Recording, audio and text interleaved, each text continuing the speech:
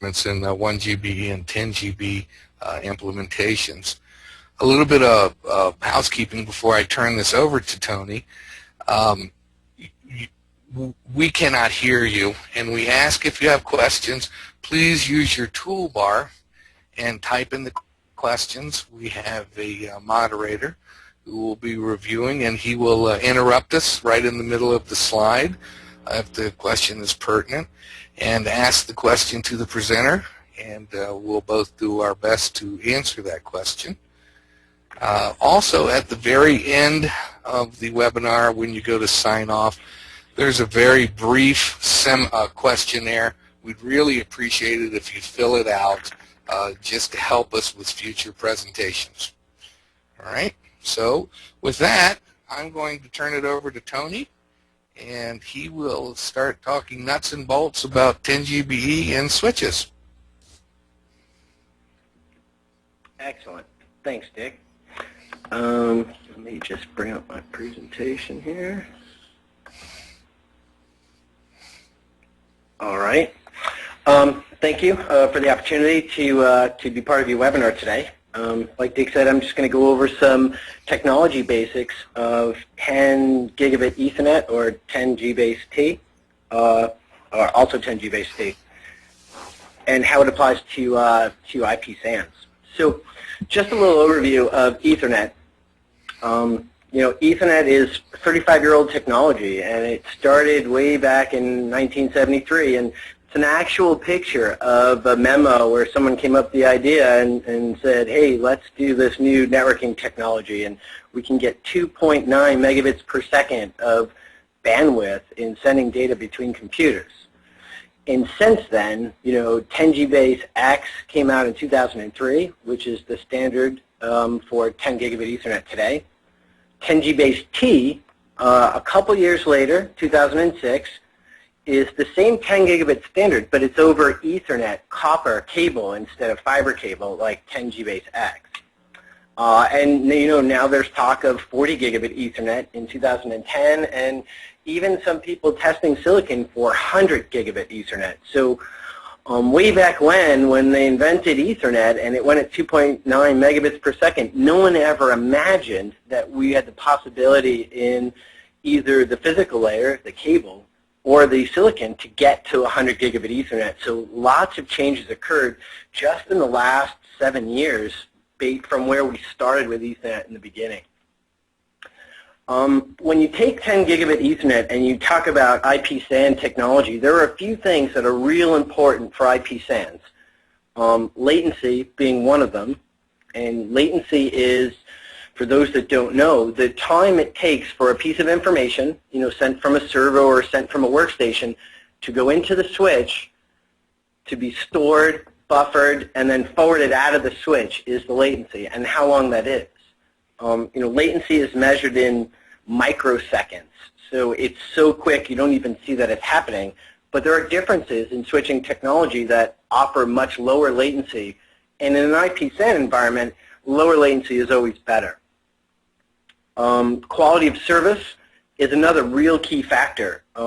Having the ability to set a service level in your network infrastructure that says all of the information going to this IP SAN must have a much higher priority than someone who's just going on the internet and browsing documents or happens to be sending an email or something.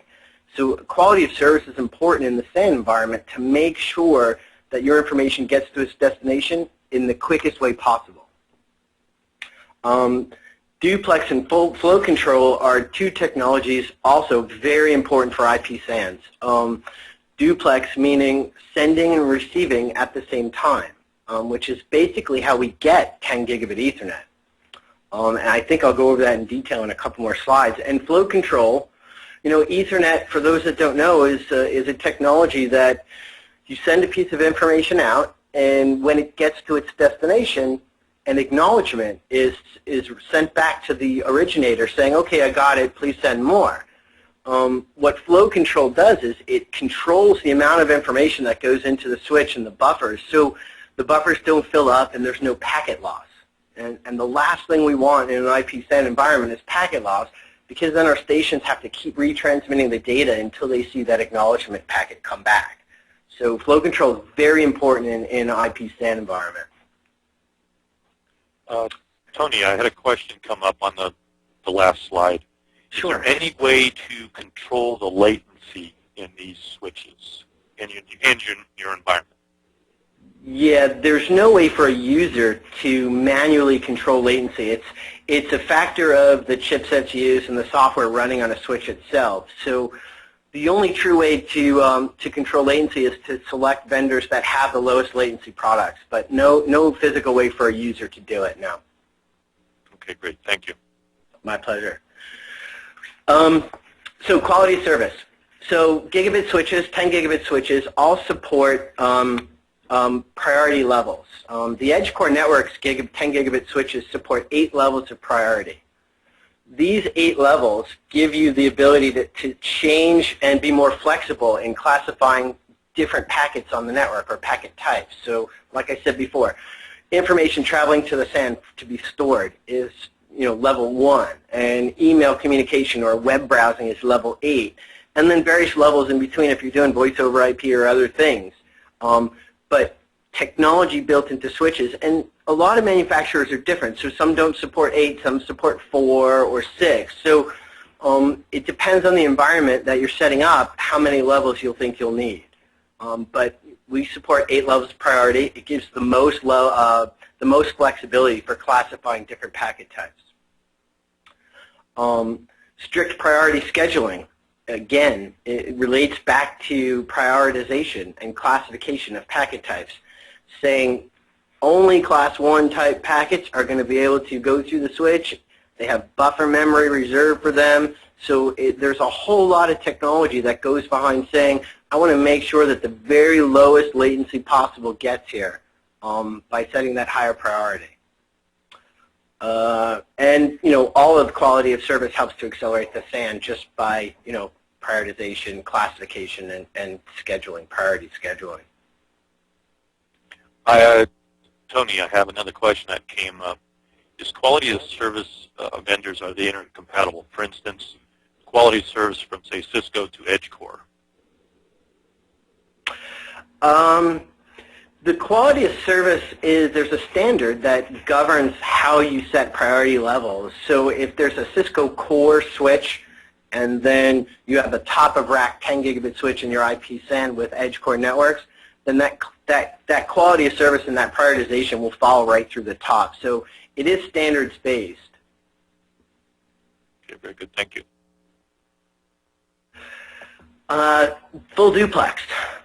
Full duplex is probably the biggest enhancement to 10 gigabit Ethernet over, say, 1 gigabit Ethernet.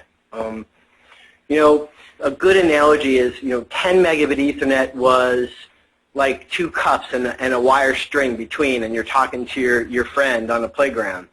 And then gigabit Ethernet came out, and gigabit Ethernet supported full duplex. But 10 meg, 100 meg, and gigabit all follow the CSMACD technology, which is what Ethernet is based on. And it stands for Carrier Sense Multiple Access with Collision Detection.